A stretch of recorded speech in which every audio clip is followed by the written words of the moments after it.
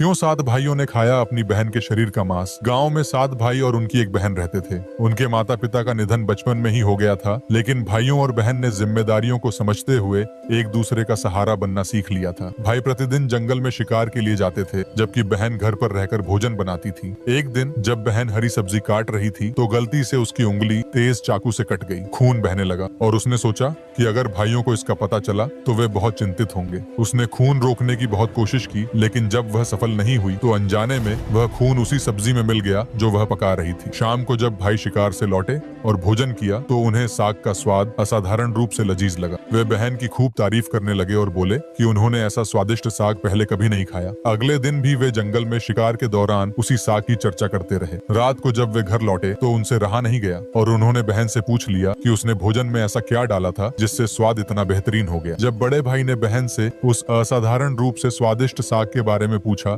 तो पहले वह टालती रही, लेकिन फिर झिझकते हुए बताया कि सब्जी काटते समय उसकी उंगली चाकू से कट गई थी और उसका खून साग में मिल गया था। यह सुनते ही बड़े भाई के मन में एक भयानक विचार आया। वह तुरंत अपने बाकी 6 भाइयों के पास गया और बोला, अगर इसकी कुछ बूंदें ही खाने को इतना स्वादिष्ट बना सकती हैं तो सोचो इसका मांस कितना लजीज होगा। उसके इस विचार से बाकी भाई भी सहमत हो गए। उन्होंने एक खतरनाक योजना बनाई। वे बहन को शादी का लालच देकर जंगल ले जाएंगे और फिर उसकी हत्या करके उसका मांस पकाकर खाएंगे। लेकिन सबसे छोटा भाई यह सब सुनकर बेचैन हो उठा। वह अपनी बहन को बचाना चाहता था, लेकिन अकेले 6 भाइयों के सामने उसकी कोई नहीं सुनने वाला था। वह असमंजस में था कि क्या करे। अगले दिन बड़े भाई ने मुस्कुराते हुए बहन से कहा, हमने तुम्हारे लिए एक अच्छा वर ढूंढा है, चलो तुम्हें उससे मिलवाने ले चलते हैं। यह सुनकर बहन बहुत खुश हो गई। शादी की बात से उत्साहित होकर वह तुरंत तैयार हो गई और अपने भाइयों के साथ जंगल की ओर चल पड़ी। रास्ते में लंबा सफर तय करने के बाद बहन थक गई। उसने भाइयों से पूछा,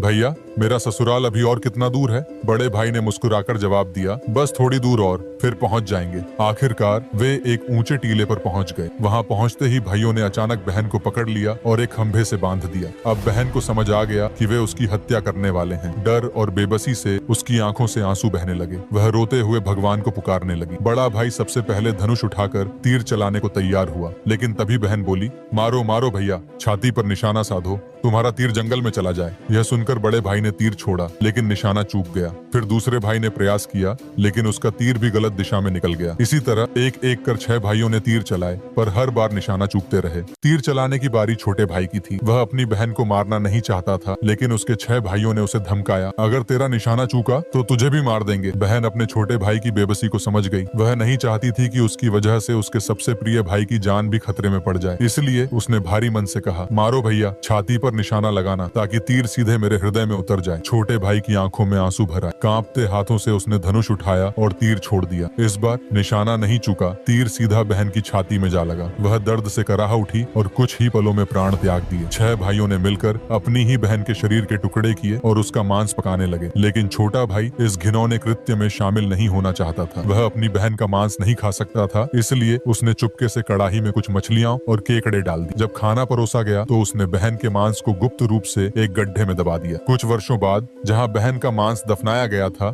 वहां एक बांस का पौधा उगाया। समय के साथ वह पौधा बढ़ते बढ़ते घने बांसों के झुंड में बदल गया। कई साल बीत गए। एक दिन एक महात्मा उस रास्ते से गुजरे। उनकी नजर उस बांस के झुरमुट पर पड़ी और उन्होंने महसूस किया कि यह कोई साधारण बांस नहीं था। इसमें एक अनोखी दिव्य ऊर्जा महसूस हो रही थी जो बाकी बांसों से अलग थी। महात्मा ने सोचा, क्यों न इस बांस से एक बांसुरी बना ली जाए, मैं इसे बजाकर गांव-गांव जाकर भिक्षा मांग सकूंगा। यह सोचकर उन्होंने बांस की एक टहनी काटी और उससे एक सुंदर बांसुरी बना ली। फिर भिक्षा मांगने के लिए एक गांव की ओर निकल पड़े। नसीब का खेल देखिए, महात्मा उसी गांव में पहुंच गए जहां 7 भाई रहते थे। इस समय तक 6 भाइयों की शादी हो चुकी थी, जबकि 7वां भाई कुंवारा था। जब वे सबसे बड़े भाई के घर के दरवाजे पर पहुंचे तो बांसुरी बजाते हुए भिक्षा मांगने लगे। जैसे ही बांसुरी बजी, उसमें से एक अजीब और गरीब आवाज निकलने लगी, यही है सबसे बड़ा गुनहगार, इसी ने बहन का किया शिकार, बड़े भाई के घर मत बजाओ, इसने प्रेम ममता सब ठुकराया। यह सुनते ही बड़े भाई के रोंगटे खड़े हो गए। बांसुरी से आती इस अजीब आवाज को सुनकर महात्मा महात्मा चौंक गए। लेकिन सबसे ज्यादा हैरानी बड़े भाई को हुई,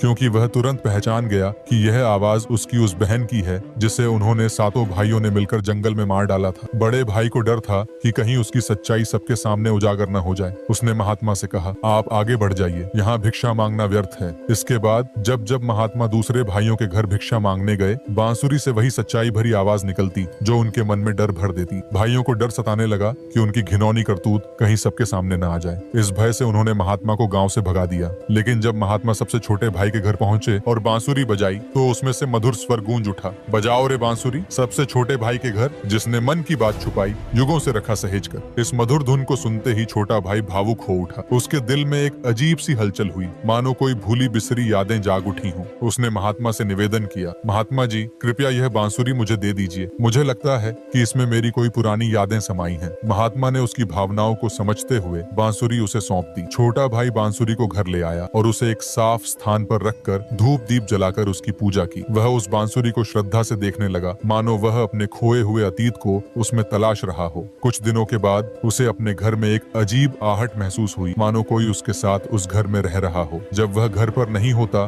तो उसके घर की सफाई हो जाती, वस्त्र सही ढंग से तह लगाए रहते और दीपक भी प्रज्वलित रहता। यह देखकर वह चकित रह गया। आखिरकार उसने यह जानने का निश्चय किया कि यह रहस्यमयी काम कौन करता है। एक दिन वह चुपचाप घर के एक कोने में छिप गया इस बारे में पता लगाने के लिए। तभी उसकी आंखों के सामने चौंकाने वाला दृश्य आया। बांसुरी से उसकी बहन की आत्मा बाहर निकलती, घर की सफाई करती, कपड़े को तह लगाती, दीपक जलाती और फिर वापस बांसुरी में समा जाती। यह देखकर छोटा भाई स्तब्ध रह गया। अगले दिन उसने अपनी बड़ी भाभी से इस रहस्य को साझा किया। बड़े भाई ने अपनी भाभी को बताया, भाभी जब मैं घर पर नहीं होता तो बांसुरी से मेरी छोटी बहन की आत्मा निकलती है। वह सारा कामकाज करती है और फिर वापस उसी बांसुरी में समा जाती है। यह सुनकर भाभी भी हैरान रह गईं। उन्होंने गंभीरता से कहा, जब अगली बार तुम्हारी बहन की आत्मा बांसुरी से बाहर आए तो तुरंत बांसुरी को अग्नि में डाल देना और उस पर गंगा जल का छिड़काव करना। लेकिन ध्यान रहे कि तुम्हारे भाइयों को इस बारे में जरा भी भनक न लगे। और यह सब बातें सबसे बड़ा भाई बाहर खड़े होकर सुन रहा था। वह तुरंत अपने बाकी 5 भाइयों के पास गया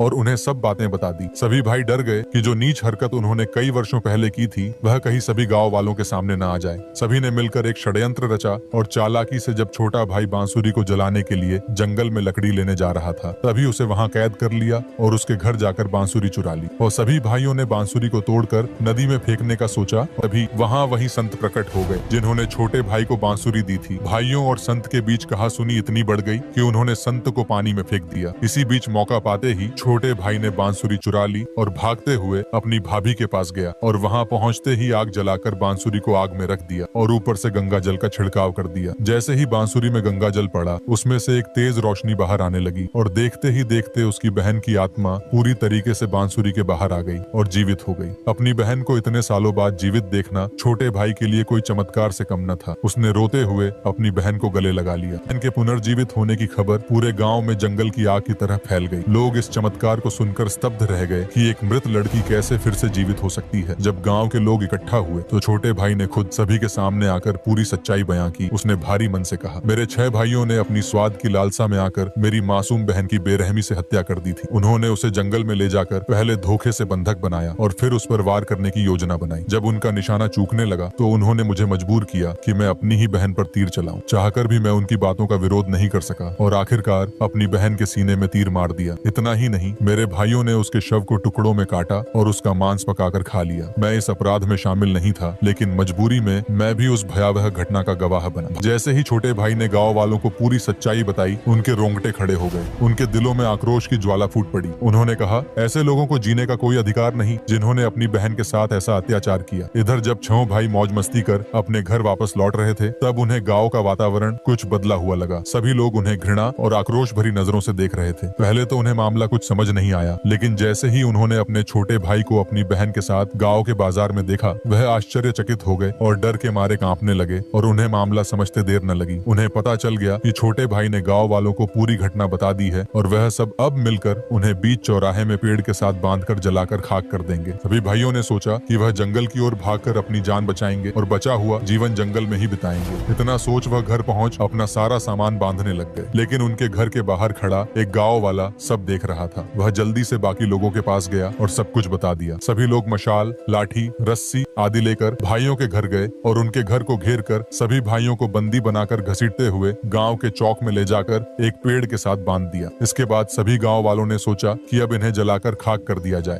परंतु उसी समय छोटा भाई और उसकी बहन वहां आ पहुंचे और गांव वालों को ऐसा करने से मना कर दिया। उन्होंने कहा, ऐसा करने से इनमें और हम सब में क्या फर्क रह जाएगा। आप सब इन्हें गांव से निकाल दीजिए और जंगल में रहने के लिए छोड़ दीजिए और कोई भी इन्हें संपर्क न करे, यही इनकी सजा रहे। इतना कहने पर गांव वालों ने छहों भाइयों को जंगल में छोड़ दिया। छहों भाई जंगल में रात दिन भटकते रहे। घूमते घूमते एक दिन वह उसी बांस के पेड़ के पास पहुंचे जहां उनकी बहन का मांस दफनाया गया था। वह उसी पेड़ के पास रहने लग गए। उन्होंने उसी बांस के पेड़ से रहने के लिए तंबू बनाया और जब भी बारिश होती तब उस बांस में पानी इकट्ठा हो जाता जो छहों भाइयों के काम आता। कुछ समय बाद सभी भाई एक एक कर एक लाइलाज बीमारी का शिकार हुए और चल बसे। इधर छोटा भाई अपनी बहन के लिए अत्यंत खुश था, क्योंकि इतने वर्ष बाद अपनी बहन को जीवित देखना उसके लिए कोई चमत्कार से कम न था। उसने एक नए जीवन की शुरुआत की और अपनी बहन के साथ एक सुखी जीवन व्यतीत करने लगा और अपने बीते हुए कल को दोनों ने भुला दिया। ऐसी रोमांचक और दिलचस्प कहानियां हमारे चैनल पर आती रहती हैं। उनका आनंद लेने के लिए हमारे चैनल को सब्सक्राइब